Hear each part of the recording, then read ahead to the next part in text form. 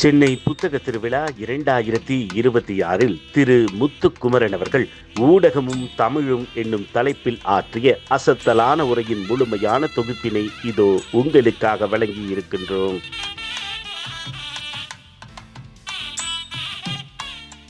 திட்டமிட்டு தெளிவோடு வந்தவர்களே, தெரியாத்தனமாக வந்துவிட்டவர்களே, கனவுகளோடு வந்தவர்களே, காதலர்களுக்காக வந்தவர்களே, என்னதான் இருக்கிறது பார்ப்போம் என்று யதார்த்தமாக வந்தவர்களே, டெய்லி வந்து செல்பவர்களே, டெல்லி அப்பளத்திற்காக வந்தவர்களே, இப்படி எப்படியாவது இங்கே வந்துவிட்ட என் அத்துணை தோழமைகளையும் நெஞ்சு நிறைந்த அன்போடு வருக வருக என வரவேற்பதிலே ஒரு வாசகனாக மகிழ்ச்சியும் பெருமையும் அடைகிறேன்.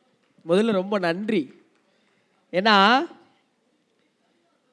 ஒவ்வொரு நிமிஷம் ஆக ஆக எனக்கு கதாங்கதான் இருக்கு. எத்தனை இருக்கைகள் காலியாக போதும் தெரியலையே.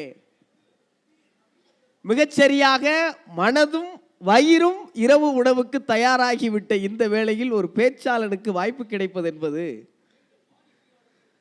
ஒரு ஐஏஎஸ் இன்டர்வியூக்கு உட்கார்ற ஒரு ஆஸ்பிரண்ட் போன்ற ஒரு தன்மை. இருந்தாலும் உங்க எல்லாருக்கும் ரொம்ப நன்றி. எங்கள் வாழ்வும் எங்கள் வளமும் மங்காத தமிழ் என்று சங்கே முழங்கு, எங்கள் பகைவர் எங்கோ மறைந்தர், இங்குள்ள தமிழர் ஒன்றாதல் கண்டேங்கிற பாரதிதாசனுடைய வரிகளை எங்க போனாலும் நான் முதல்ல சொல்லிடுவேன். ஏன்னா என்ன காரணமாக வேணா இருக்கட்டும், எல்லாரும் முதல்ல ஒன்று கூடி இருக்கோம்ல, அதுவே ஒரு பெரிய மகிழ்ச்சி. ஊடகமும் தமிழும் அப்படிங்கிறது என்னோட தலைப்பெல்லாம் ஒரு பக்கம் இருக்கட்டும். முதல்ல உங்ககிட்ட எல்லாம் சில விஷயங்களை பகிர்ந்துக்கணும் அப்படின்னு நான் ஆசைப்படுறேன். இந்த கதையிலேருந்து தொடங்கணும்னு நினைக்கிறேன். எனக்கு ரொம்ப பிடிச்ச கதை. தென்கட்சி கோ சுவாமிநாதன் ஐயா சொல்லுவார் இதை. ஒரு ஊரில் ஒரு ராஜா என்ன பண்ணியிருக்காரு, அந்த நாட்டுடைய சிறந்த வீரன் யாருன்னு கண்டுபிடிக்கணும்னு ஆசைப்பட்டாராம். ஆசைப்பட்டு ஒரு பெரிய குளம் ஒன்று வெட்டியிருக்காரு. இப்போ இந்த மேடையில் தொடங்கி அந்த பின்னாடி இருக்கிற கடை வரைக்கும் வச்சுக்கோங்களேன், அந்த பெரிய குளம்.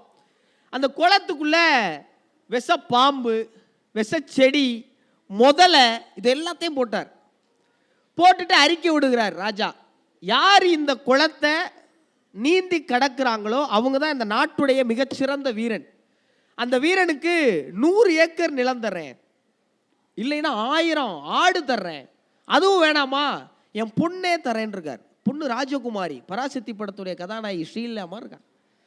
இப்போ இளைஞர்களுக்கெல்லாம் உற்சாக பெருவெல்லம், எல்லாம் கூட்டிட்டான்.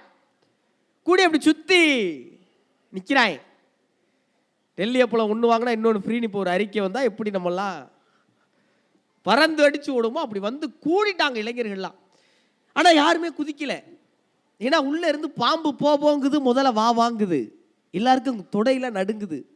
இப்போ என்னடா செய்கிறது அப்படின்னு ராஜா வருத்தத்தில் இருக்கும்போது திடீர்னு ஒரு இளைஞன் சடார்னு உள்ளே குதிச்சிட்டான். குதிச்சு பாம்பெல்லாம் தள்ளி விட்டு செடியெல்லாம் அத்தெறிஞ்சு முதலையெல்லாம் மிதிச்சு எந்திரிச்சு வந்துட்டான். ஊரே கொண்டாடுது. தோல்ல வச்சு மேடை கூட்டி வந்துட்டாங்க. ராஜா கன்னத்தில் முத்தம் கொடுக்குறாரு. அவன் அவர்கிட்ட வாங்குவா வந்தான், சரி இருந்தாலும் வேற வழியில் கொடுத்தாரு, வாங்கிட்டான். இப்போ ராஜா கேட்குறாரு, என்ன வேணும் உனக்கு? 100 ஏக்கர் நிலம் வேணுமா? வேணாம் ராஜா. 1000 ஆடு வேணுமா? ஓஹோ இளவரசியா? வேணாம் ராஜான்ட்டான். இவர் கோவம் வந்துருச்சு. அப்புறம் ஏன்டா குதிச்ச? என்னை எவன் தள்ளி விட்டான்னு தெரிஞ்சானுன்னு இருக்கேன். அவனா வரல. எப்படி புத்தக திருவிழாவுக்கு நாமெல்லாம் வந்திருக்கோமோ அதுபோல எவனோ ஒருத்தன் தள்ளி விட்டுருக்கான். அப்படியாக வந்திருந்தாலும் கூட இங்க இருந்து இந்த நிகழ்வை கேட்கறதுக்காக அமர்ந்திருக்கிற நீங்க ரொம்ப நேரம் எடுத்துக்க முடியாது. ஏறும்போதே நேரத்தை சொல்லி அனுப்பிச்சிட்டாங்க. பேச்சாளருக்கு ஒரு வியாதி இருக்கான். எவ்வளோ பேர் இருக்காங்கலாம் பார்க்க மாட்டாங்க. ஆனால் இப்போ நீங்கள்லாம் கண்ணி வைக்காமல் பார்க்குறீங்களே, இது ஒரு வெறி ஏற்றிருமா, அது ஒரு வியாதியாம். நல்லா கேட்குற ஆடியன்ஸ் கிடைச்சா பேசிகிட்டே இருப்பாங்களே. ஏன்னா ரொம்ப வருஷமாக தயாரிச்சிருக்கோம்ல. ஒரு பேச்சாளர் ரொம்ப நேரம் பேசியிருக்காரு. இப்போ நான் உஷாராக இங்கே ஒரு வாட்ச் வச்சுருக்கேன், இங்கே ஒரு வாட்ச் வச்சுருக்கேன். அவர் அதெல்லாம் கட்டலை.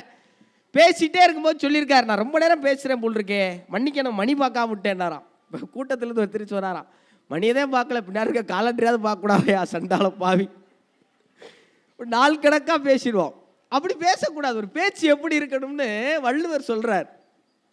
கேட்டார் பிணிக்கும் தகையவாய் கேளாரும் வேட்ப மொழிவதாம் சொல் அப்படிங்கிறது வள்ளுவர். கேட்டார் பிணிக்கும் தகையவாய்னா கேட்குற ஆளெல்லாம் கட்டி போடுற மாதிரி இருக்கணுமா ஒரு பேச்சு. நீங்கள்லாம் சேர்ந்து என்னையை கட்டி போட்டுறக்கூடாது. பப்பாசி அமைப்பில் இருக்கவங்கலாம் இனிமேல் எங்கேயுமே பேசக்கூடாது. கேட்குற ஆளை கட்டி போடுற மாதிரி இருக்கணும். கேளாரும் வேட்பமொழி உதாம் சொல். கேளார்னா நம்மளை பிடிக்காது வந்திருப்பாங்க, நானே வேற வழி இல்லாமல் வந்தேன், இவ வேற காலுன்னு கத்திக்கிட்டு இருக்கான், இவளும் எந்திரிக்க மாட்டேங்கிறா, உட்காந்துக்கிட்டான் நங்குன்னு யாராவது இருப்பாங்களே 2 பேர், அவங்க கூட கேட்கணுமா, பரவாயில்லையே ஆளு துணுண்டா இருந்தாலும் நம்ம சொல்லிவிட்டானே அப்படின்னு இங்கேருந்து நகர்ந்து போகிற மாதிரி ஒரு உரையை நிகழ்த்தணும்னு வள்ளுவன் சொல்லு. சரி நண்பர்களே, ஏன் புத்தகம் வாசிக்கணுங்கிற கேள்வி இருக்குல்ல. இப்போ கவிஞர் மனுஷபுத்திரன் சொன்னார், ஆமாம் வாசிச்சுக்கிட்டு தான் இருக்கிறாங்க, அதெல்லாம் மறுக்க முடியாது, ஆண்டுக்கு 500 கோடி ரூபாய்க்கு புத்தகம் விற்கிது அப்படின்னு சொல்லும்போது நமக்கு அப்படியே நரம்பெல்லாம் துடிக்குது, புல் அரிக்குது. அப்படியே கொஞ்சம் அங்கிட்டு தள்ளினா வேற ஒரு கடையில் என்னங்க வியாபாரம்னு கேட்டாக்க ஜிடிபிலாம் பறக்குதுகிட்ட அடிச்சு, ஆண்டு வருமானத்தை எடுத்து போட்டா பட்ஜெட்லாம் அங்கிட்டு பறத்தி அடிக்கிறான் மாலு. இதுல 10 ரூபா வேற கூடங்கிறாங்க, அந்த கணக்கு உள்ள வராதுன்னு வைக்கல. சரி, இப்போ இவங்களை எப்படி அங்கிட்டு கொண்டு வர்றதுங்கிற ஒரு கேள்வி இருக்குல்ல. கல்லூரிகளுக்கெல்லாம் நிறைய கல்லூரிகளில் பேச போகிறோம். நான் இந்த விஷயத்தில் நான் கொஞ்சம் அப்புறாணி, எனக்கு எந்த நல்ல பழக்கமும் கிடையாது வைக்கல. பற்ற வைக்கவும் தெரியாது, அளவாக கலக்கவும் தெரியாது, இழுக்கவும் தெரியாது, அவ்வளோ ஒரு மட்டமான ஆள் நான். இப்போ இந்த ஒரு தகுதியின் அடிப்படையில் கல்லூரிகளில் போய் தைரியமாக பேசுவேன். என்ன பேசுவேன்னா, இது மாதிரி இளைஞர்கள் கண்ட வஸ்துகளுக்கு அடிமையாயிடக்கூடாது, இதை பேசுங்கிறாங்க. முன்னாடிலாம் தம்பி சாதி மதம் பேசக்கூடாது, வேற மாது பற்றி பேசக்கூடாதுன்னு சொல்லி அனுப்புவாங்க. இப்போ தம்பி இதை பற்றி பேசுங்கன்னு அனுப்புகிறாங்க பிரின்சிபல் வலுக்கட்டாயமாக. ஏன்னா எங்கேயோ தடம் புரளுகிற இளைஞர்களை எப்படி இந்த பக்கம் கொண்டு வர்றது? இப்போ இந்த பக்கம்லாம் இளைஞர்கள்லாம் கொண்டு வர முடியாது. ஆனால் இந்த பக்கம் வந்துட்டான்னா அவன் திருப்பி அந்த பக்கம் போகிறதுக்கான வாய்ப்பு ரொம்ப குறைஞ்சி போயிடும். கைத்தட்டலாம், தப்பு கிடையாது, ஏதோ நல்ல விஷயம் சொன்னேன்னு நினச்சி கேப்லாம் விடுறேன், பரவாயில்ல. இப்போ புத்தகத்துள்ளாக்களை வரும்போது அங்கே ஒரு கருத்தாள் உட்கார்ந்துருக்காரு. இப்போ அவருக்கு கலர் என்னங்கிறத பெரிய கேள்வி நம்ம ஊருக்குள்ள. அது ஒரு பக்கம் வைங்களேன், அவருக்கு என்ன கலருங்கிறது ஒரு பெரிய கேள்வி. நம்ம அவருக்கு திருவள்ளுவர்னு பேர் வச்சுருக்கோம். இப்போ அவர் நிறைய எழுதியிருக்காரு, பக்கம் 1330 எழுதியிருக்காரு. இதில் பாருங்கள், ரொம்ப சூசகமாக என்ன பண்ணிட்டாங்க, நமக்கு அறிமுகப்படுத்தும் போதே அறத்துப்பாளையும் பொருட்பாளையும் மட்டும் சொல்லி கொடுத்துட்டாங்க. 3ஆவதாக இன்பம்னு ஒரு ஆள் அந்த எழுதியிருக்காரு. அதை நமக்கு அறிமுகப்படுத்தவே இல்லை பள்ளிக்கூடத்தில். பெரிய தவறு. இங்கே இருக்கிற எல்லா தம்பதிகளும், தம்பதியாக விரும்புகிறவர்களும் அல்லது சாகரக்குள்ளே ஒரு கல்யாணமாவது பண்ணிடணும்னு நினைக்கிற நண்பு சகோதர சகோதரிகளும் போய் இன்பத்துப்பாலை எடுத்து படிங்க. அதில் அந்த ஆள் எழுதியிருக்கிறதெல்லாம் நீங்கள் கற்பனை செய்கிற நல்லா யோசிச்சு பாருங்களேன். இன்றைக்கி காதலிச்சிருக்கவங்க, இதுக்கப்புறம் காதலிக்கவே கூடாதுன்னு இருக்கிறவங்க எல்லாருக்கும் இந்த அனுபவம் இருக்கும். காதலில் இன்றைக்கி நம்ம சந்திக்கிற பெரிய சிக்கல் என்ன? பொசசிவ்னஸ். கரெக்டா? எல்லாத்துக்கும் என்ன உன் சட்டை நல்லா இருக்குன்னு அவங்க சொல்கிறாங்க, சட்டையை தான்மா சொன்னாங்க, சத்தியமாக என்ன சொல்லலைன்னா அது எப்படி ஓன் சட்டையை சொல்லுவா? நடக்குது இல்லை? இது எப்போ இருந்துருக்கு? நம்ம காலகட்டத்தில் இருக்கா? நம்ம அப்பா அம்மா தாத்தா பாட்டி அதுக்கு முன்னாடி. இப்போ சமீபத்தில் ஒரு படம் பூக்காலம்னு நினைக்கிறேன், ஒரு மலையாள படம் ஒன்று பார்த்தேன்.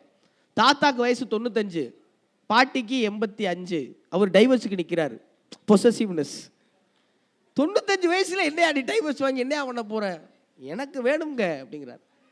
இப்போ 100 வருஷத்துக்கு முன்னாடியா இருந்துச்சு? இல்லை, வள்ளுவர் சொல்றாருங்க, எழுதுறாரு ஒரு குறள்ல, யாரினும் காதலம் என்றேனே ஊடினால் யாரினும் என்றுங்கிறார். அப்படின்னா என்னன்னா, அவர் போய் சொல்லியிருக்காரு, வாசிக்கிட்டு தான் சொல்லியிருக்க முடியும். அவர் வச்சுக்கிருவோம், ஏமா நான் அந்த உலகத்திலே மற்ற எல்லாரையும் விட உன்னே தான்மா லவ் பண்ணுறேன் அப்படின்னு இருக்காரு. வழக்கம் போல எல்லாரும் நம்ம சொல்கிறதான்னு வைங்களேன். அவரும் சொல்லியிருக்காரு பாருங்க 2000 வருஷம் முன்னாடி, இந்த உலகத்தில் எல்லாரையும் விட உன்னே தான்மா ரொம்ப லவ் பண்ணுறேன்னு இருக்கார். இப்போ அந்த அம்மா என்ன பண்ணியிருக்கு பாருங்க, எல்லாரையும் விடனா அப்போ யாரெல்லாம் லவ் பண்ண நீ அப்படின்னு இருக்கு. யாரினும் காதலம் என்றேனே ஊடினால் யாரினும் என்று. இப்போ இந்த பொசசிவ்னஸ் இருக்குல்ல, இது 2000 வருஷம் முன்னாடி எழுதியிருக்காங்க. இப்போ இந்த வழிகாட்டி வள்ளுவத்துக்குள்ள அழைச்சிட்டு போயிட்டோம்னு வைங்களேன், உள்ள அந்த ஆள் சொல்கிற எல்லாத்தையும் நம்மளால் வகைப்படுத்த முடியும். இப்போ ஊடகமும் தமிழும் இப்போ எனக்கு நல்லா ஞாபகம் இருக்குது. நான் சமூக ஊடகத்தில் இந்த டிஜிட்டல் மீடியாவில் சோசியல் மீடியாஸ்குள்ளே வர்றதுக்கு முன்னாடி இங்கே தமிழ் பேசுகிற நெறியாளர்கள்னு பெரிய குறிப்பிடுகிற எண்ணிக்கையில் ஆட்கள் இல்லை. அதனால ஒரு பெரிய வாய்ப்பு கிடச்சிச்சு. அங்கேருந்து ஊடகத்திலேருந்து நெறியாளர்லேருந்து தமிழ் பேச்சங்கள் முடிச்சு பிக் பாஸ், இப்போ பப்பாசி அமைப்புடைய பெரிய ஆசீர்வாதத்தினால இந்த 49வது சென்னை புத்தகத்தில். இப்போ எல்லாரும் எதை நோக்கி ஓடுறோம்? இப்போ ஏன் புத்தகம் படிக்கிறது இல்லை? ஏன் நம்ம அதை பண்ணுறல இதை பண்ணுறல? ஏன் நமக்கு ஸ்ட்ரெஸ் வருது? ஏன் மன உளைச்சலுக்கு உள்ளாரோம்? ஏன் மண்டையை உடச்சிக்கிறோம்? ஏன் மல்லு கட்டி சாகுறோம்? எல்லாம் காசுக்காகத்தான். ரொம்ப வெளிப்படையாக பேசினா எது உண்மை? என் பையன் 10th நிறையா மார்க் வாங்கணும். ஏன் அவன் அப்துல் கலாம் ஆகிறதுக்கா? இல்லை, அம்பானி ஆகிறது. அப்துல் கலாம் அவர் வீட்டு போறாரியா, கல்யாணம் பண்ணலை, ஒரு கறி கூட சாப்பிடல, அந்த ஆள் இதுக்கா நமக்கு முட்டை கூட திங்கலையா? நம்ம இங்கிட்டு பார்ப்போம் வீடே எவ்வளவு தெரியுமா? சரி, அம்பானி இல்லாட்டி ஒரு அதானி கூட ஆகிட்டு போ. இல்லை, காசை நோக்கி எந்த காலேஜில் என் பையனை சேர்க்கறது நாங்கள் தேடிக்கிட்டு இருக்கோம். எதுக்கு? இந்த கல்லூரியில் இந்த ஆண்டின் சிறந்த அமைதிக்கான நோபல் பரிசை பெறுகிற மாணவர்கள் உருவாகிறார்களா? இந்த கல்லூரியில் இந்த தேசத்தின் மிகச்சிறந்த ஞானிகள் உருவாகிறார்களா? இங்கே படித்தா தாங்க, படிக்கும் போதே 10,000 ரூபா சம்பளம்ங்கிறான். படிக்கும் போதே இருக்கா 10,000 ரூபா சம்பளம். படித்து முடிச்சோடனே கேம்பஸ் இன்டர்வியூ கிடைச்சிரும், அடித்து குளிச்சிடலாம். இப்போ இதுக்கு பின்னாடி ஓடிட்டே இருக்கோம்ல. இப்போ இதுக்கு பின்னாடி ஓடுறதெல்லாம் ஒரு பக்கம் இருக்கட்டும். திருவள்ளுவர் சொல்றார், என்ன சொல்றாரு? அருள் இல்லாருக்கு அவ்வுலகம் இல்லை, இருள் பொருள் இல்லாருக்கு இவ்வுலகம் இல்லாங்கிறார். காசு தாண்டா முக்கியங்கிறார் வள்ளுவர். மோசமான ஆளாக இருந்திருப்பார் ஒரு கணி கூடாது. திருவள்ளுவரே சொல்றாரு. ஆமா சொல்றாரு, பொருள் அல்லவரை பொருளாக செய்யும் பொருள் அல்லது இல்லை பொருள்ங்கிறார். இப்போ நம்ம ஊருக்குள்ள யோசிச்சு பாருங்களேன், எனக்கு நல்லா ஞாபகம் இருக்கு. எங்கள் மாமா ஒருத்தர் இருக்கார், ரஞ்சித்தின் பேர். என் கூட படித்தான், எனக்கு முன்னாடி படித்தான், அப்புறம் என் கூட படித்தான், அப்புறம் என் தம்பி கூடயும் படித்தான். அவன் ரொம்ப நல்லா படிக்கிற பையன், ரொம்ப நல்லா. அங்கிட்டு போனோம்னா நான் அவனையும் மாமான்னு கூட, அப்பாவையும் மாமான்னு கூப்பிடுவேன். ஒரு பைத்தியக்காரத்தனமான உறவு முறைன்னு வச்சுங்களேன். மாமா மாமா எங்கே போனார்? அதுவா, அந்த அங்கிட்டு தான் திரியும் போய் பாருன்னார். ஒரு 10 வருஷத்துக்கு முன்னாடி. அவன் ரொம்ப சேட்டை பிடிச்ச ஆளுங்க, என்னென்னமோ பண்ணி காசு பணத்தை சம்பாரிச்சிட்டான். ஒரு 10 வருஷத்துக்கு அப்புறம் இங்கே பாரு, மாமா மாமா தம்பி உள்ளதாங்க இருக்காரு. எப்படி? அது இங்கே தான் தெரிஞ்சது மாறி தம்பி உள்ளதாங்க இருக்காரு. இப்போ பொருள் அல்லவரை, இவெல்லாம் ஒரு ஆளே கிடையாதுன்னு சொல்லுவான். இல்லை, பொருளாக செய்யும் பொருள் அல்லது இல்லை பொருள்ங்கிறார். காசை தவிர உன்னை இந்த ஊர் உலகம் மதிக்கணும்னா வேற ஒன்றுமே கிடையாதுங்கிறார். சரி வாங்க காசு சம்பாதிக்க போகலாம் அப்படின்னு எல்லாம் கிளம்பிடுவோமா? காசு சம்பாதிக்க எத்தனை வழிங்க இருக்கு? எத்தனை வழி இருக்கு? அது என்னென்னமோல இருக்கு, அது எக்கச்சக்கமாவில் கிடக்கு. இல்லை உண்மையா பொய்யா? எக்கச்சக்கமா இருக்கு. இப்போ நம்ம அடுத்த தலைமுறைக்கு காசு சம்பாதிக்கணும்டான்னு சொல்லி கொடுக்குறோம். எத்தனை பேர் இப்படித்தான் காசு சம்பாதிக்கணும்னு சொல்லி கொடுக்குறோம்? காசு சம்பாதிக்கலாம், இப்படித்தான் சம்பாதிக்கணுங்கிற எத்தனை சொல்லி கொடுக்குறோம்? அதை வள்ளுவன் சொல்றேன். என்ன சொல்றேன்? இதுக்கு தான் அப்படியே வர்றோம். அருளாருக்கு அவ்வுலகம் இல்லை பொருளாக சொல்லிட்டாரு. பொருள் இல்லவரை பொருளாச்சியும் பொருள் இல்லை. சரி, இந்த பொருளுக்கு என்னங்க ஒன்றதுன்னா அவன் சொல்றேன், அரண் நீனும் இன்பமும் ஈனும் திறனறிந்து தீதின்றி வந்த பொருள்ங்கிறான் வள்ளுவன். இதைத்தான் அடுத்த தலைமுறைக்கு சொல்லிக் கொடுக்க வேண்டிய அவசியம் இருக்கு. எந்த பொருளா யோசிச்சு பாருங்க. இன்னைக்கு நம்ம யாரோ இங்கே ஒரு ஆள் பேசி முடிச்சோடனே, தலைவா சூப்பராக பேசி எனக்கு ஒரு ஐடியா இருக்கு, சாயங்காலம் அந்த பேங்க் பக்கம் ஒதுங்குவோமான்னு கேட்குறீங்கன்னு வைங்களேன். இப்போ நம்ம நேரம் கிளம்பி போயிட்டோம், ஒரு ஏடிஎம்ல யாருக்கும் தெரியாமல் நம்ம கைக்கு வாக்குனதை கொஞ்சம் எடுத்துக்கிட்டோம்னு வைங்க. எல்லாம் கற்பனைக்கே டிஸ்க்ளைமர் போட்டுருங்க, அது வாட்டு லைட் போலீஸ் வந்துடும். நம்ம கையில் நம்ம திறமைக்கு முடிஞ்சதை கொஞ்சம் அள்ளி பையில் வச்சுக்கிட்டு போயிட்டோம்னு வைங்களேன். அதில் இருக்கிற ஒவ்வொரு 500 ரூபா தாளையும் செலவழிக்கும் போது எவனாவது இந்த ரெஜிஸ்டர் நம்பரை பார்த்து நம்மளை ரெஜிஸ்டர் பண்ணிடுவானோங்கிற பயம் இருக்குமா இருக்காதா? எங்கிட்டோ ஒரு வழியில் வந்த காசு கரையும் போதுலாம் நமக்கு உசுறு கரையுமா கரையாதா? இல்லை சொல்கிறான், இல்லை பணம் தான் வாழ்க்கை என்று இல்லவே இல்லை. பணம் வாழ்க்கையில் ஒரு பிரச்சனையே இல்லை. பணம் வந்தால் தான். இப்போ சொல்கிறேன் பூரா நிறைய காசு வச்சுருக்கவனா தான் இருப்பேன். நம்ம ஊரில் போய் கேட்டு பாருங்க, இது சொல்கிறேன் பூராங்க, காசுலாம் ஒரு விஷயமே இல்லைங்க. காசா வாழ்க்கை? காசு வாழ்க்கை இல்லைங்க. காசு வச்சுருந்தா பிரச்சனை தாங்க. காசு இருந்தால் தூக்கம் போயிருங்க, காசு இருந்தால் நிம்மதி கேட்டுருங்க. சொல்கிறேன் பூரா நிறையா காசு வச்சுருக்கவே, நமக்கு காசு இல்லைன்னு தான் தூக்க மாட்டேங்குது. ஏடா நாளைக்கு போகணும், கண்டதையும் திம்பா, செலவழிக்கணும், கிரெடிட் கார்டும் முடிஞ்சு போச்சு, பர்ஸும் தேஞ்சிருச்சு. இப்போ நமக்கு அந்த பிரச்சனை. இப்போ இந்த காசு இல்லைங்கிற பிரச்சனை ஒரு பக்கம் இருக்குல்ல. இப்போ இந்த காசு எப்படி வந்தா நிம்மதியாக இருக்கும்? அரண் நீனும் இன்பமும் ஈனும் திறனறிந்து தீதின்றி வந்த பொருளுங்கிறத அடுத்த தலைமுறைக்கு சொல்லிக் கொடுப்பதற்காகத்தான் வாசிப்பின் பக்கம் அவங்களை இழுத்துட்டு வர வேண்டியிருக்கு. இந்த உலகத்திலே எனக்கு தெரிஞ்சு தமிழை தவிர வேற எந்த மொழியும் இலக்கியத்தில் இதை படைக்கவில்லை. அதை ஊடகத்தில் எடுத்துட்டு வந்து கொண்டு போய் சேர்க்க வேண்டிய பொறுப்பு நமக்கெல்லாம் இருக்கு. இப்போ நம்ம ஜனநாயகத்தில் 4 தூண் இருக்குங்கிறாங்க. அதில் ரொம்ப முக்கியமான தூண் என்ன சொல்கிறாங்க? ஊடகத்தை சொல்கிறாங்க. இப்போ யார் இன்னைக்கு ஊடகம்? யார் ஊடகம்? இந்த கேமரா போட்டிருக்கிற இந்த என் ரத்தத்தின் ரத்தமான இந்த சகோதரர்களா, இல்லை நம்ம சொல்கிறோம்ல மாஸ் மீடியம்னு சொல்கிற கோடிக்கணக்கில் பணத்தை போட்டு எடுக்கிற அவங்களா, இல்லை சும்மா போகிற இடத்துலலாம் மைக் நீட்டி கேள்வி கேட்குற அவங்களா? இன்றைய 2026 யாரிடமெல்லாம் இந்த உலக உருண்டையின் சிறிய வடிவம் இருக்கிறதோ அவர்கள் எல்லாருமே ஊடகம் தான். நீங்கள் நானும் எல்லாருமே இன்னைக்கு ஊடகம் தான். உண்மையாக போய்யா? வாட்ஸ்அப்பில் ஏதோ ஒரு செய்தியை உங்கள் நண்பருக்கு பகிர்றீங்கன்னா நீங்கள் யார்? ஒரு ஊடகவியலாளர். நான் யார்? ஒரு ஊடகவியலாளர். அந்த செய்தியை படிச்சுட்டு கடத்துறீங்களா படிக்காமல் கடத்துறீங்களாங்கிறதா இன்னைக்கு தேவையான ஒரு முக்கியமான விஷயம். அப்போ இன்னைக்கு நம்மலாம் யார்? இந்த ஜனநாயகத்துடைய 4வது தூணாக இருக்கோம். ஆனால் இந்த தூண் மட்டும் பாருங்க வளைஞ்சு வளைஞ்சு இருக்கு, வளைஞ்சு வளைஞ்சு இருக்குங்க. நான் சமீபத்தில் ஒரு செய்தி பார்த்தேங்க. சைனாவில் ஒரு சோசியல் மீடியா இன்ஃப்ளூயன்சர், இப்போ என்னெல்லாம் இன்ஃப்ளூயன்சர்னு அடையாளப்படுத்திக்க முடியுது என்னால். ஒரு சோசியல் மீடியா இன்ஃப்ளூயன்சர் என்ன பண்ணாரு? சீனாவின் தெருக்களுக்குள்ள போகிறேன், சந்துக்குள்ள போகிறேன், பொந்தில் போகிறேன், ஒரு இடத்துல ரோடு சரியாலைன்னா உடனே வீடியோ எடுத்து போகிறேன், கவர்மெண்ட் அவனுக்கு ஃபண்ட் பண்ணுது. அவன் பாட்டில் போகிறேன், ஒரு பஸ்ஸில் பிரச்சனை இருக்குன்னா உடனே வீடியோ எடுத்து போகிறேன், கவர்மெண்ட் அவனுக்கு ஃபினான்ஷியல் சப்போர்ட் பண்ணி இந்த வேலையை செய்டாங்குது. நம்ம ஊரில் ஃபினான்ஷியல் ஃபண்ட் பண்ணி அவனை செய்டாங்கிறாங்களே. இப்படி ஒருத்தன் போடுறான். அப்போ அப்படிப்பட்ட ஊடகவியலாளர் இருக்கிற நீங்கள் என்ன செய்யணும்? அரண் நீனும் இன்பமும் மீனும் திறனறிந்து தீதிண்டி வென்ற போல். சரி, இந்த அரணும் இன்பம் எனக்கு எதுக்குங்க? எனக்கு எதுக்கு? அரண் வரட்டும், இன்பம் வரட்டும், எனக்கு எதுக்கு? நான் ஜாலியாக தானே இருக்கேன், எனக்கு எதுக்கு? அன்பும் அரணும் உடைத்தாயின் இல் வாழ்க்கை பண்பும் பயனும் அதுங்கிறார் வள்ளுவர். இந்த அன்பு அரண் எதுக்கு? அப்போ தாண்டா நீ ஒருவேளை சோறையாவது முழுசா முழுங்கிட்டு நிம்மதியாக தூங்க முடியும் சனியம் பிடிச்சோடனே திருவள்ளுவர் சொல்றார். ஒரு நல்ல கவிதை ஒன்று இருக்கு, நல்லா கவனி, எனக்கு ரொம்ப பிடிச்சது. பிரசிடென்டின் நாய் செத்து போனது. எப்படி? பிரசிடென்டின் நாய் செத்து போனது, ஊரே வந்து நின்றது. பிரசிடென்ட் செத்து போனார், ஒரு நாயும் வரவில்லை. எனக்கு ரொம்ப பிடிச்ச கவிதை. பிரசிடென்டின் நாய் செத்து போனது, ஊரே வந்து நின்றது.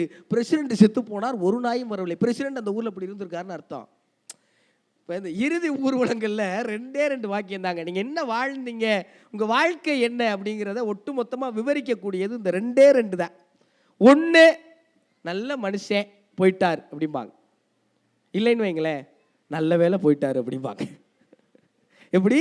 நல்ல மனுஷன் போயிட்டாரு, நல்ல வேலை போயிட்டாரு. இந்த ரெண்டு தான் உங்கள் வாழ்க்கை என்னங்கிறது. இதையும் திருவள்ளுவர் சொல்றார். சுயசிவம் ஐயா ரொம்ப அழகாக ஒரு எடுத்துக்காட்டோட சொல்லுவாங்க. ஒரு ஆள் தவறி போயிட்டாராம்.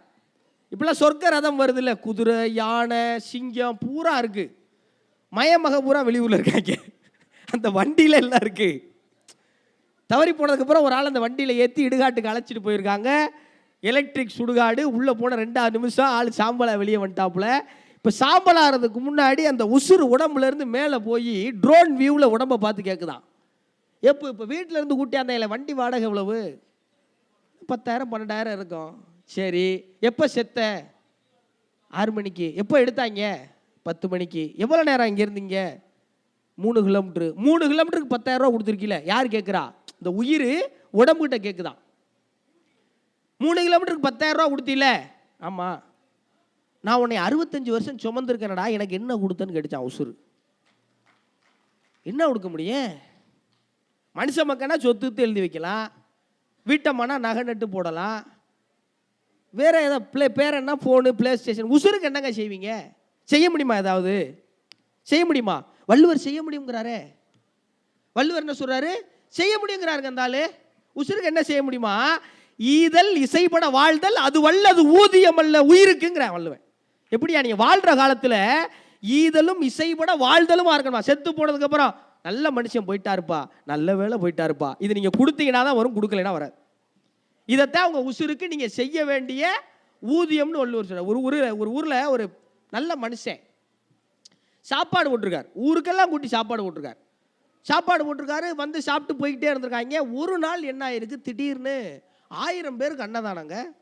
சாப்பிட்ட ஒரு 500 பேருக்கு வயிற்றுப்போக்கு, வாந்தி, உடம்பு சரியில்லை. 50 பேர் செத்தே போயிட்டேன். 50 பேர். யாருக்கு ஒன்றும் புரியல. அவர் அதை பற்றி ஒன்றும் கண்டுக்கல. அவர் வாட்டில் மறுபடியும் அன்னதானம் போட ஆரம்பிச்சிட்டார். இப்போ இந்த கேஸ் மேலே போகுது, எங்கே? யமலோகத்துக்கு போகுது.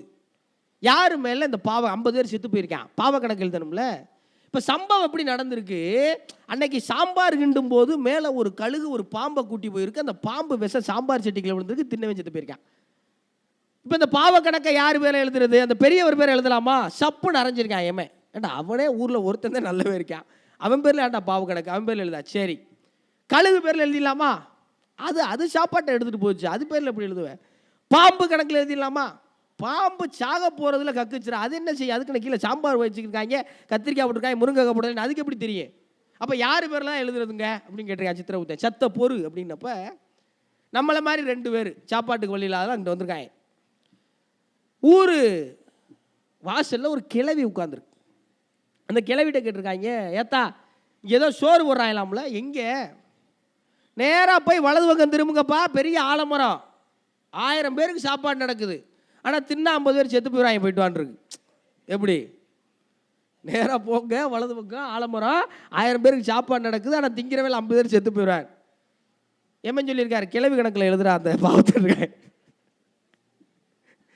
நம்ம ஊரில் வள்ளுவர் இது சொல்கிறார், எவ்வளோ அழகாக சொல்கிறார் ஒரு குறளில், மறந்தும் பிறன் கேடு சூழற்க, மறந்தும் பிறன் கேடு சூழற்க, சூழின் அறஞ்சூழும் சூழ்ந்தவன் கேடுங்கிறார் வள்ளுவர்.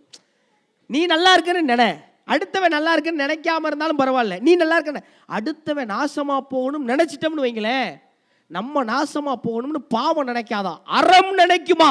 இது எவ்வளவு பெரிய முக்கியமான விஷயம். பச்சை பிள்ளைங்க 3ஆம் கிளாஸோ 4ஆம் கிளாஸோ, அந்த பிள்ளை 2வது மார்க் வாங்கியிருக்கு, முதல் மார்க் வாங்கின பையில வீட்டில் விட்டு ஆத்தாக்காரி ஜூஸில் விஷம் கலந்து கொடுத்துருக்காங்க. நம்ம ஊரில் செய்தியில் படிச்சிங்க தானே, படிச்சம் தானே. இந்த குறளை அந்த பயலுக்கு சொல்லி கொடுத்தா அந்த பயலே அவங்க அம்மா கையை பிடிச்சி தடுத்துருப்பானா மாட்டானா? தடுத்துருப்பானா மாட்டானா? ஒரு அப்பா என்ன பண்ணியிருக்காரு, பையனுக்கு ஃபேன்சி ட்ரெஸ் காம்படிஷனுக்கு 3500 ஃபீஸ் கொடுத்து அனுப்பிட்டார். அனுப்பின ஒரு சும்மா இருந்திருக்கணும், ஒரு புத்தகத்தை வேற வாங்கி கொடுத்துட்டார் பைத்தியக்காரத்தனமா. இதுதான் கர்ணனை பற்றின புத்தகம், படிச்சுக்கப்பா, நாளைக்கு இவன் வேஷம் தான் நீ போட போகிற. கர்ண வேஷம் போடுறதுக்கு மயன் புத்தகத்தை வாங்கிட்டான், படிச்சுட்டான். மறுநாள் ஸ்கூலில் காம்படிஷன் நடக்குது, பூரா பிள்ளையும் பாரதிதாசன் எல்லாம் போட்டு இறங்கிட்டாங்க. இந்த கர்ண வேஷம் மட்டும் வரவே கிடையாது. அப்பாவுக்கு டென்ஷன் ஆயிடுச்சு. நேராக ஸ்டேஜுக்கு பின்னாடி போயிருக்காரு. பையன் உட்காந்து கெக்க பக்கன்னு சிரிச்சு விளையாடிட்டு இருக்கான். சப்புன்னு விட்டார் ஒரு அரை. ஏன்னா உனக்கு 3500 ஃபீஸ் கொடுத்து கர்ணன் வேஷம் போடுறான்னா இங்கே உட்காந்து என்ன கெக்க பக்கன்னு சிரிச்சுக்கிட்டு இருக்கேன். அவன் சொல்லியிருக்கான், இல்லைப்பா நான் வேஷம் போடலைன்னு இருக்கேன். ஏன் போடலை? என் கிளாஸில் விக்கி 3 நாளாக ஃபீஸ் கட்டலை, அவனை வெளியே முழங்கால் போட வச்சுருந்தாயே, 3500 என் பேரில் ஃபீஸ் கட்டிட்டேன்னு இருக்கார். அப்பாட முட்டா பையில ஏன்டா அப்படி பண்ணேன்னு கேட்டிருக்காரு. நீ கர்ணன் புத்தகம் கொடுத்தீங்களா, அதில் தான் போட்டுருச்சு, எவனா கஷ்டப்பட்டா கையில் இருக்கிறத கொடுக்கணும்னு. அப்பா மகனுக்கு கர்ணனாக வேண்டுமென நினைத்தார். மகன் கர்ணனாகவே மாறிய தருணத்தை இந்த புத்தகங்களும் வாசிப்பும் தான் செய்து கொண்டு. இப்போ இந்த பக்கம் அவனை அறிமுகப்படுத்த வேண்டியது இருக்குல்ல, ரொம்ப வெளிப்படையாக பேசுவோமே. இந்த ஜெனரேஷன் இருக்காங்கல்ல, இப்போ இந்த ஜெனரேஷன், அடுத்த தலைமுறை, இவர்கள் உணர்ச்சி மிக்கவர்களாக இருக்கிறார்கள். எப்படி? ஸ்பீடாக இருக்கான், ரொம்ப பவர்ஃபுல்லாக இருக்கான், நாலேஜபிளாக இருக்கான், உலகத்தை 2ஆ திருப்புற திறன் இருக்கு.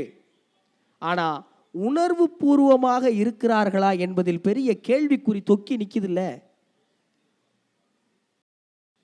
காதலிக்கு ஒன்று நான் துடிக்கிறான் சார். நேற்று சாயங்காலம் தான் பார்த்து இன்ஸ்டாகிராமில் ஐடி வாங்கியிருக்கேன், இன்னைக்கு காலையில் அவளுக்கு ஒன்று நான் பதறேன். அம்மாவுக்கு காய்ச்ச முடியாமல் கிடக்கு, அது கிடக்குன்னு கிளம்பி போகிறானே. உண்மையா பொய்யா? அம்மாவிடமும் அப்பாவிடமும், அம்மா நம்ம இங்கே வந்துட்ட பாருங்க, தாத்தா பாட்டி மாமா சித்தப்பா அவெல்லாம் இவன்டே தெரியாது, அவங்களாம் இருக்காங்களா எந்த மியூசியத்துலன்னு கேட்குற இடத்துக்கு இன்னைக்கு காலம் நம்மளை தள்ளி கொண்டு வந்து நிறுத்திருச்சு சார். நல்லா நீங்கள் இங்கே இருக்கிற 40 கடந்தவர்கள் உங்கள் சித்தப்பாவுக்காக அழுதுருக்கீங்க, கரெக்டா? உங்கள் 2 விட்ட மாமாக்காக, எனக்கு ரொம்ப சின்ன வயசில் சைக்கிளில் முன்னாடி என்னைய கேட்டுக்குள்ள உட்கார வச்சு ஓட்டிட்டு போன மாமாடா, நல்ல மனுஷன் செத்துட்டாரு. நான் கேட்குறேன், உங்கள் பிள்ளைகள் உங்கள் 2 விட்ட மாமாவின் இறப்புக்கு அழுவார்களா? வரவே மாட்டான். வந்தா தானே சார் அழுவேன். ஏன்?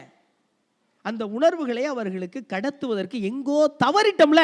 இதை எப்படிங்க செய்யறது? உள்ள போங்க. நாமுத்துக்குமார்னு ஒரு நல்ல மனுஷன் அணிலாடும் மூன்றில் ஒரு புத்தகம் எழுதியிருக்காருங்க, எல்லா பிள்ளைகளுக்கும் வாங்கி கொடுங்க.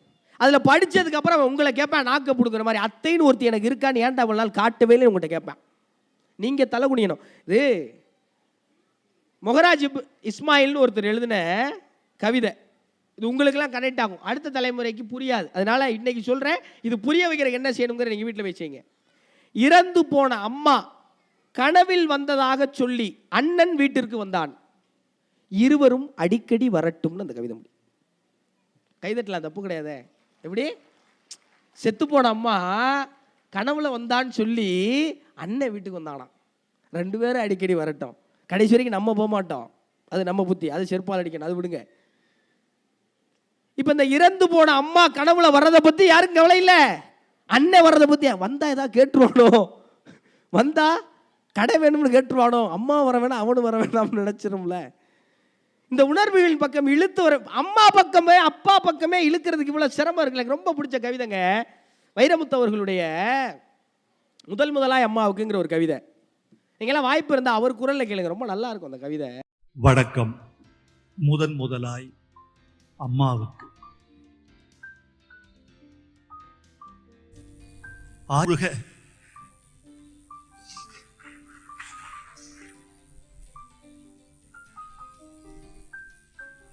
வைகையில ஊர் முழுக வல்லூரும் சேர்ந்தெழுக கைப்பிடியா கூட்டி வந்து கரை சேர்த்து விட்டவளை, எனக்கொன்னு ஆனதுன்னா உனக்கு வேற பிள்ளை உண்டு, உனக்கொன்னு ஆனதுன்னா எனக்கு வேற தாய் இருக்கா.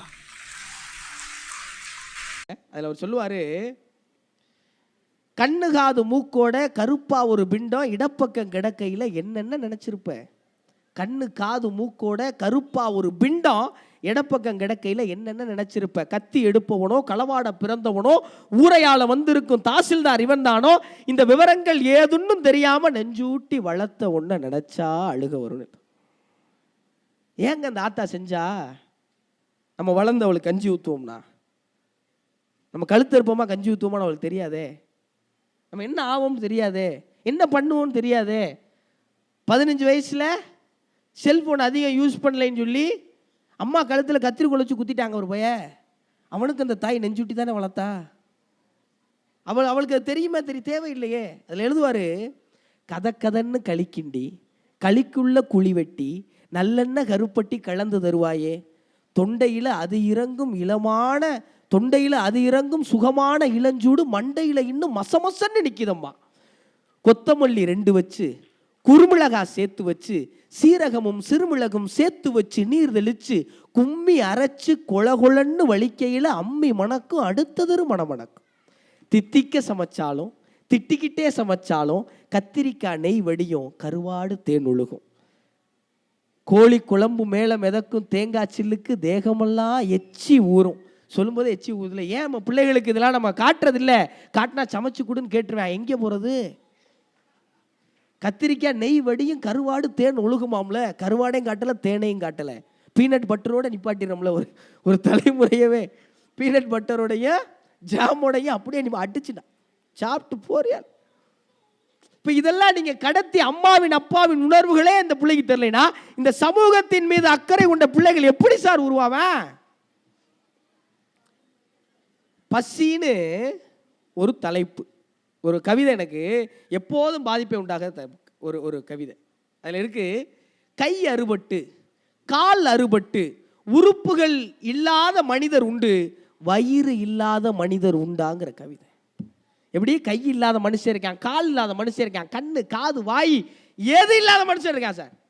வயிறு இல்லாத மனுஷன். எங்கள் அப்பா சொல்லுவார், பசி மட்டும் இல்லைன்னா அந்த உலகத்தில் எந்த பிரச்சனையுமே இல்லை. நாமத்துக்குமார் சின்ன பையன், ரொம்ப சின்ன வயசில் அம்மா தவறிட்டாங்க. அவங்க ஆயா ஒரு சைவம் சமைக்கிற வீட்டில் இருக்கிறத விட ஒரு பாவம் அந்த உலகத்தில் வேறு எதுவுமே கிடையாது. என்னைக்கா ஒரு நாள் தான் அசைவம். நாமத்துக்குமார் பள்ளிக்கூடத்துக்கு இங்கேருந்து இங்கிலீஷ் மீடியம் போகணும். ஒரு மாட்டு வண்டியில் தான் போகணும். ஒரு 3 கிலோமீட்டர் மாதிரி மாட்டு வண்டியில் போயிட்டு வரணும். அப்போ திடீர்னு அந்த தாத்தாவுக்கு பதிலாக ஒரு இளைஞர் வர்றாரு. வாயில் ஒரு பீடி வச்சுக்கிட்டு கசங்கன சட்டையோட கையில் கட்டிக்கிட்டு ஒரு இளைஞர் வர்றாரு.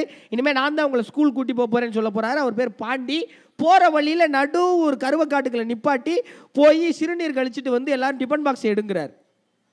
எல்லாம் 3ஆம் கிளாஸ் 4ஆம் கிளாஸ் பசங்க எல்லாரும் பயந்துக்கிட்டே டிஃபன் பாக்ஸ் எடுக்கிறாங்க. எல்லா டிஃபன் பாக்ஸ்ல இருந்து பாதி சோத்தை சாப்பிட்றாரு. சாப்பிட்டுட்டு யாராவது இதை ஸ்கூலில் சொன்னீங்க கொண்டு விடுவேன் அப்படிங்கிறார். இவங்க பயந்துக்கிட்டே போயிட்டு வந்துக்கிட்டு இருக்காங்க. ஒரு நாள் நாமத்துக்குமார் எதிர்த்த வீட்டில் மீன் குழம்பு செஞ்சுட்டாங்க, கொண்டு வந்து கொடுத்துட்டாங்க.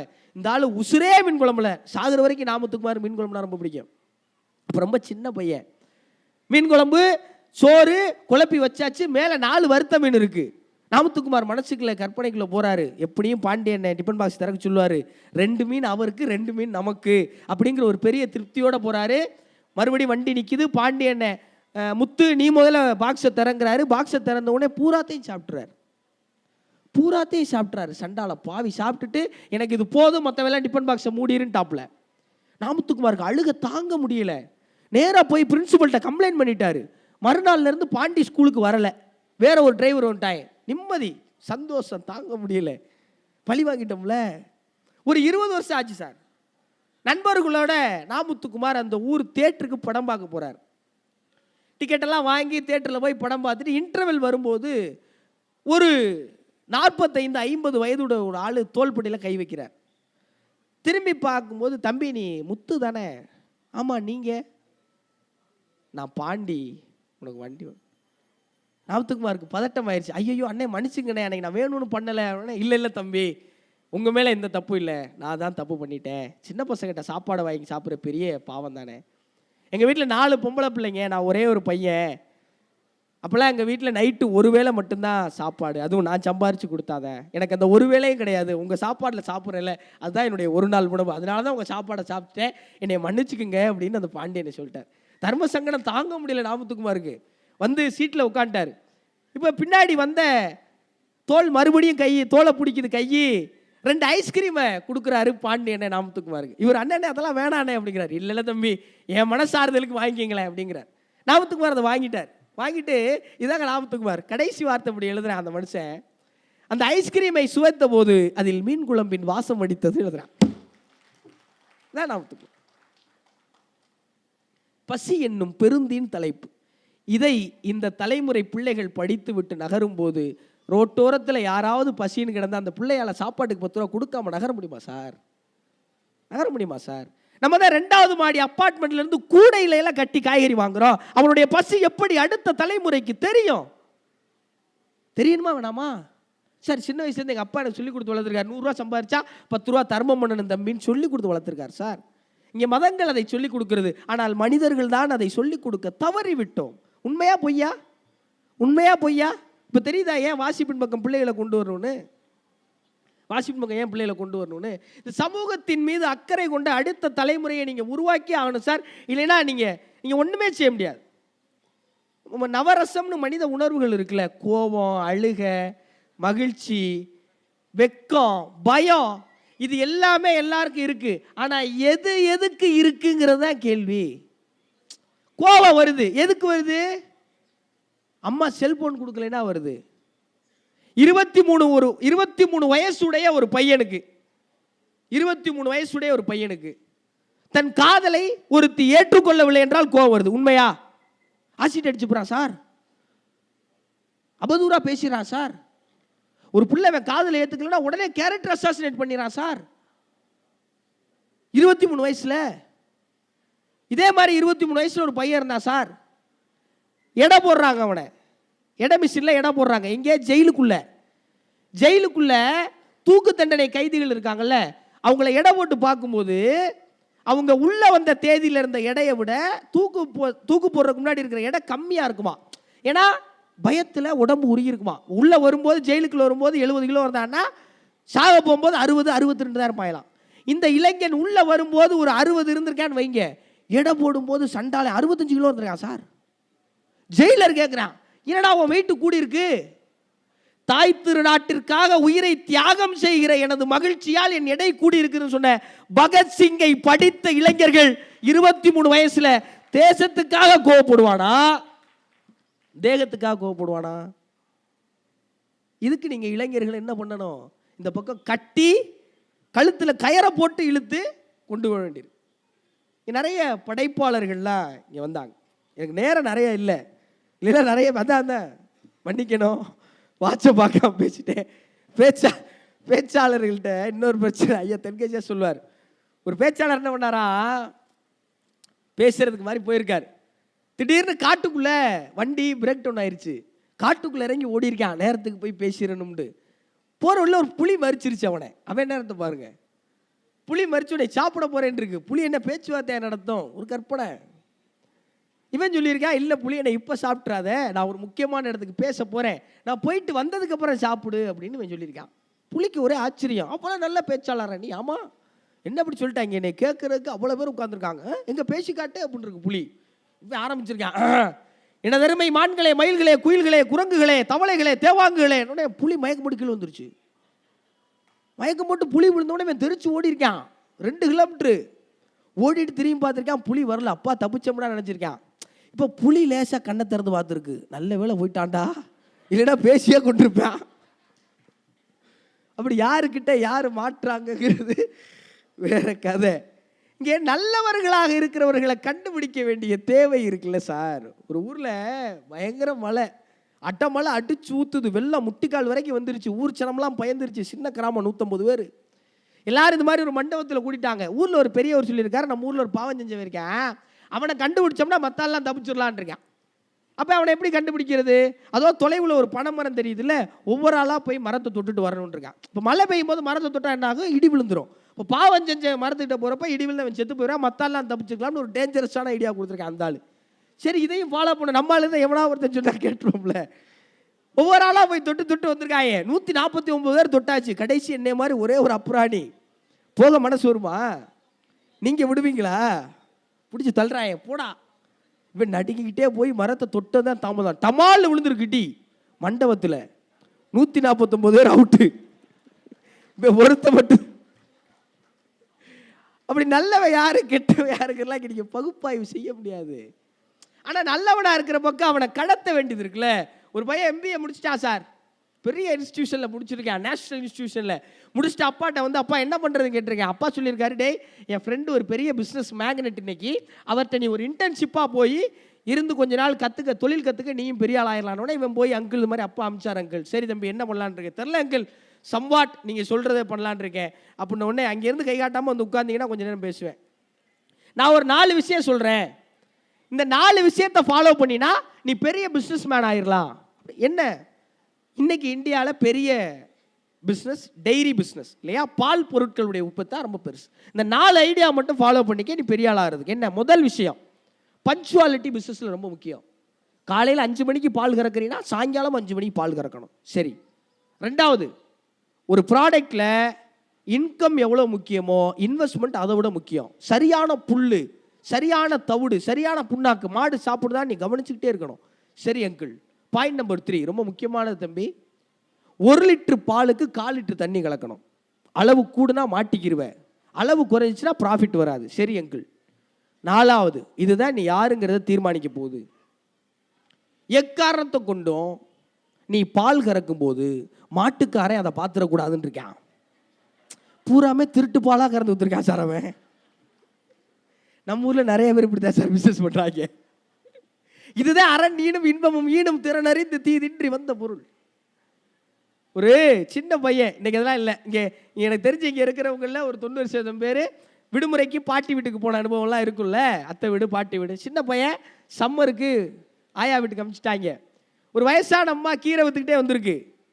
பாட்டி கீரை விற்கிற அம்மாட்ட பார்கெனிங், நமக்கு ரொம்ப பிடிச்ச தொழில், அதை பண்ணுறாங்க. 2 கட்டு 15 ரூபா, 10 ரூபாய் நான் வாங்கிக்கிறேன். 15 ரூபா தாத்தா, எனக்கே 14 ரூபாய்க்கு வருது தாய், 10 ரூபாய்னா கொடு, இல்லைன்னா வேண்டாம். காலையில் போனி தாய், வேணும்னா கொடு, இல்லைன்னா கிளம்பு. காமன் நேரம் 2 பேர் வாக்குவாதத்துக்கு அப்புறம் கடைசியாக கீரைக்காரமாவை இந்த கிளவி கன்வின்ஸ் பண்ணிருச்சு. கன்வின்ஸ் பண்ணி 10 ரூபாய்க்கு கீரையை வாங்கிட்டு திரும்புறதுக்குள்ளே கீரைக்காரமாக மயக்கம் போட்டுருச்சு. என்னடா தண்ணி தெளிச்சா, ஏன் தானே காலையில் சாப்பிடலாத்தா, வெள்ளனை கிளம்பி வந்துட்டேன் லூஸு அப்படின்னு சொல்லி உள்ளே போய் பேரை நம்பிச்சு 3 இட்லி கோழி குழம்புலாம் வச்சு கொண்டாந்து கீரைக்காரமாக சாப்பிட வச்சுருக்கு. கீரைக்காரமாக சாப்பிட்டுருச்சு. இப்போ பேரை கேட்டிருக்கேன், ஏய் கிளவி இங்கே வா, ஒழுங்காக 15 ரூபாய்க்கு கீரையை வாங்கியிருந்தா அது பாட்டில் போயிருக்கோம். கீரைக்கு 5 ரூபாயை காப்பாற்றுறேங்கிற பேரில் இன்னைக்கு கோழி குழம்பு இட்லி 100 ரூபா, வெளியில் 95 ரூபா உனக்கு லாஸ் அப்படின்றான். அப்போ பாட்டி சொன்னிச்சா, முதல்ல ஒன்று பண்ணல தங்கம், அது வியாபாரம். வியாபாரம் வணிகத்தில் ஒருபோதும் மனித நேயம் கிடையாது. 2வது ஒன்று பண்ணோம்ல, அது மனித நேயம். மனித நேயத்தில் ஒருபோதும் வியாபாரம் கிடையாது தங்கம்னு அந்த பாட்டி சொல்லிச்சு. நீங்கள் எந்த வேலை செய்தாலும் அது இந்த மனித சமூகத்தை பாதிக்காதாக இருக்க வேண்டும் என்று நினைத்தால் இந்த சமூகத்தில் எந்த பிரச்சனையும் வருமா? யாருக்கெல்லாம் கோயிலில் யானைட்டு ஆசீர்வாதம் வாங்க பிடிக்கும்? நான் இதை மட்டும் பேசி நிறைவு செய்யலாம்னு நினைக்கிறேன். யாருக்கெல்லாம் கோயிலில் யானைட்டு ஆசீர்வாதம் வாங்க பிடிக்கும்? நானும் நிறைய ஆசீர்வாதம்லாம் வாங்கியிருக்கேன், ரொம்ப பிடிக்கும். யானை சவாரிலாம் குழந்தையா இருக்கப்போ ஏற்றுவாங்க. இப்போ நம்ம கிட்ட போனால் யானை ஏற்றிடும், பயமாக இருக்குது. இப்போ யானைகள்கிட்ட போகிறதுக்கு எனக்கு ரொம்ப அருவருப்பாக இருக்குது. எனக்கு ரொம்ப உடம்பெல்லாம் கூசுது. ஏன்னா நான் கவிக்கோட ஒரு கவிதையை படிச்சுவிட்டேன். அந்த கவிதைக்கு இன்னொரு ரிலேட்டபிளான சுஜாதாவோட ஒரு படைப்பு பற்றி சொல்கிறேன். ஏன் எதற்கு எப்படின்னு விகடனில் வெளியான ஒரு தொடர் இருக்குது சுஜாதாவோடது. நீங்கள் எல்லாம் வாய்ப்பு கிடைச்சா போய் வாங்கி வாசிங்க. நிறைய அறிவியல் சார்ந்த கேள்விகளை என்னென்னமோ கேட்பேன். ஏன் சார் இந்த ஹீரோயினுக்கு அங்கே மச்சருக்குலாம் கேட்டு வச்சுருக்காங்க, அவர் அதுக்கும் பதில் சொல்லியிருக்காரு. இப்படி நிறைய கேள்வி, அதில் பயங்கர சுவாரஸ்யமான கேள்வி. நிலாவை பற்றி, விண்வெளியை பற்றி, அறிவியல் பொருட்களை பற்றி, மூட நம்பிக்கைகளை பற்றி, கடவுளை பற்றி எல்லாத்தையும் கேட்டிருக்காங்க. எல்லாத்தையும் சுஜாதா அறிவியல் பூர்வமாகவே அணுகியிருப்பார். ஒரே ஒரு கேள்வியை மட்டும் உணர்வு பூர்வமாக அணுகினார் சார் சுஜாதா. அந்த கேள்வி என்ன தெரியுமா? ஒருத்தன் கேட்டிருக்கான், சார் யானைக்கு சாப்பாடு போட்டு அதை பத்திரமா பார்த்துக்கிட்டு குளிப்பாட்டி அதை நல்லா பார்த்துக்கிறாங்கள பாகன், அவன் நல்லவனா கெட்டவனா? பாவன் நல்லவன். மதம் பிடிச்சா அந்த யானை பாகனையே மிதிச்சு கொள்ளுதே சார், தப்பு இல்லையா அப்படின்னு கேட்குறான். இப்போ சுஜாதா எழுதுறாரு, அரை வயிற்றுக்கு கவளம் கொடுத்து காடுகளில் இருந்து பிரித்து வந்து காதலை கண்ணிலே காட்டாமல் இணை சேர விடாமல் கேவலம் 5க்கும் 10க்கும் பிச்சை எடுக்க விடுகிற பாகனை மிதித்து கொண்டால் என்ன தவறு கேட்டிருக்கா சார் சுஜாதா. கவிக்கோ சொல்றாரு, காடு பிரித்து, காதல் பிரித்து, காமம் பிரித்து, வாழ்வை பிரித்து உங்களிடம் கையேந்துகிற யானைகள் கேட்பது காசுகளை அல்ல காடுகளைன்னு எழுதுறான் சார். ஜெயமோகன் தான் யானை டாக்டர்னு ஒரு 80 பக்க குட்டி புத்தகம் இருக்கு, குழந்தைகளுக்கு வாங்கி கொடுங்க. அதை படித்ததுக்கு அப்புறம் அவன் இந்த உலகத்தை பார்க்குற பார்வையே மாறி. ஒரு ஐஏஎஸ் ஆஃபீஸர் சார். யாரு நீங்கள்? உங்கள் பிள்ளைகள்லாம் என்ன வாக்குன்னு நினைக்கிறீங்க?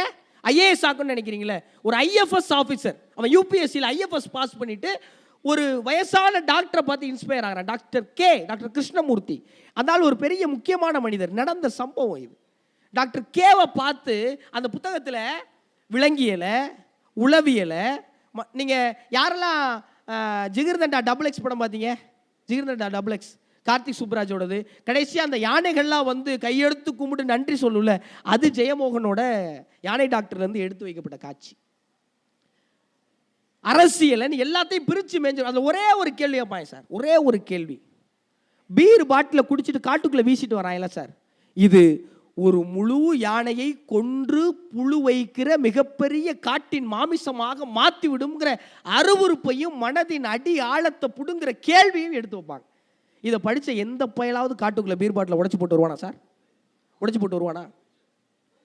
நீங்கள் எல்லாரும் வாசிப்பின் பக்கம் திரும்பணும். நான் ஒரு 2 நிமிஷத்தில் முடிச்சிடுறேன். கவிக்கோவோட ஒரு கவிதை இருக்கு, நிறைய எடுத்துகிட்டு வந்துருங்க, எனக்கு நேரம் இல்லை. தாய்மானவன் சொல்லிட்டு மதிக்குமார் தாய்மானவன் ஒரு ஆள் ஒரு கவிதை எழுதியிருந்தார். நான் போகிற இடம்லாம் சொல்லிக்கிட்டு இருந்தேன். கடைசியாக சொல்கிற இடத்துல சிங்கப்பூரில் அவரே எந்திரிச்சு சொல்லிட்டார், நான் தான் சார் அந்த கவிஞன்னு. அவர் ஒரு மென்பொறியாளர் அந்த கவிதை எழுந்தார். இந்த கவிதை இப்படி இருக்கு, எப்படி தெரியுமா? கோவிலுக்குள் மறுக்கப்பட்டவனின், நல்லா கவனிங்க, 4 வார்த்தை தான், நறுக்குன்னு இருந்துச்சு. கோவிலுக்குள் மறுக்கப்பட்டவனின் காலில் வந்து விழுந்தது கோபுர நிழல்னு ஒரு கவிதை சார். அடே அப்பா, இந்த கவிதைக்கு தலைப்பு என்ன தெரியுமா?